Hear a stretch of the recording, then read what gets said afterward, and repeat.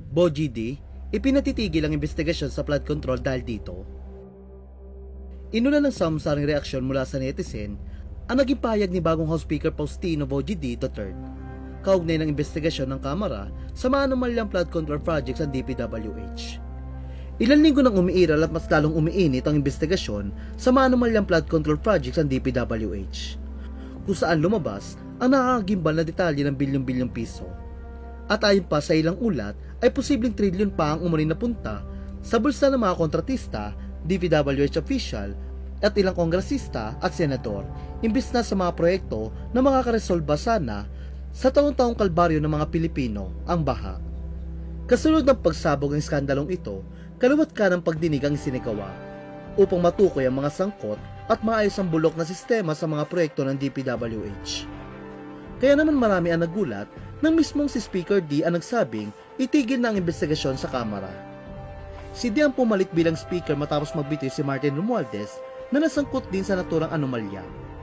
Sa ilalim ng liderato ni Romualdez, binuo ang House Infrastructure Committee na pinamumunuan ni Congressman Terry Ridon upang magsagawa ng pagdinig ang Kamara tungkol sa flood control issue.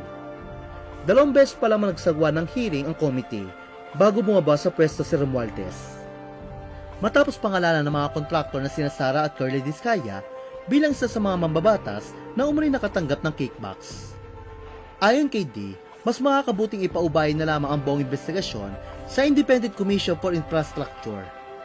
Dahil aniya, nawala na ng tiwala ang publiko sa Kamara pagdating sa isyong ito.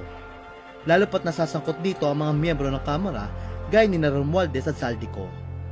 Ang ICI tinatag ni Pangulong Ferdinand Marcos Jr. upang magsagawa ng independent investigation sa mga maanomalyang infrastructure projects sa loob ng mga nakaraang 10 taon. Pinamumunuan nito ng dating Supreme Court Justice Andres Reyes Jr.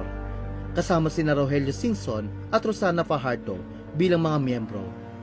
Nagsisilbi rin ng mga special advisor si Baguio City Mayor Benjamin Magalong. Ayon kay PBBM, bukod sa pagtukoy ng pananagutan, layunin din ng ICA na magmungkahi ng reforma sa sistema ng bidding sa pagpapatupad ng mga proyekto upang maiwasan ang paulit-ulit na korupsyon. Samantala, hati ang reaksyon ng publiko sa naging desisyon ni D. May ilan na sang-ayon na ipaubaya ang usapin sa isang independent body, habang marami rin na nagsasabi tila pag-iwas lang ito ng mga kongresista sa responsibilidad na imbestigahan ang kanilang sariling hanay. May mga ilang kongresista naman din umano na malinis ang adikain na maaari sana makatulong sa investigasyon gaya ni na Congressman Toby Chanco at Chel Jokno. Nilinaw naman na patuloy ang hiwalay na investigasyon ng Senate Blue Ribbon Committee kahit na nagsimula na ang operasyon ng ICI at doon ay muling pinangalanan ng ilang kongresista at senador na umano'y nakatanggap ng kickback sa flood control projects.